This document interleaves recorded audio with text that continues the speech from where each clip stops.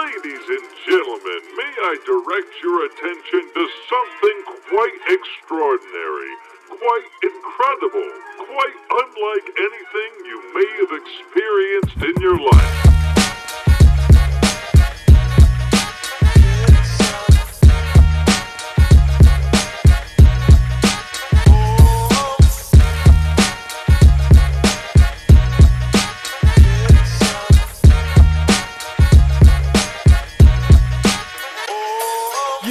Kakagising na naman, wala pang kain ng matulog. Di hinubog ang tiyan, nagluto ng ideya sa aking puso. Dahilan kung ba't natatalamsikan ang utak ng maraming paraan. Mantikang galing sa tunay ang kinikilingan, kaya nakakapaghain kahit sa isang pinggan. Hindi nilahukan ng kahayupan kasi magkakaangilan, lalo na't kumpulan sa kultura at baka matularan pa ng tupa na mapagmahal.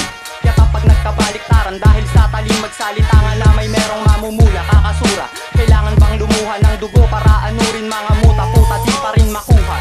Kabagay landas ay baku-baku patungo sa bakuna, pagpayag maturukan, matututukan upang sa sining ay maturuan. Tulong na ito'y panghabang buhay para sa naniniwala. Ilathala lamang ang kaaya-aya, lamang ang pag-asa sa maruning halimbawa. Kung pakanay kumakaliwa, gawing pakanan, lagyan ng kaliwanagan, kain naman, kain na.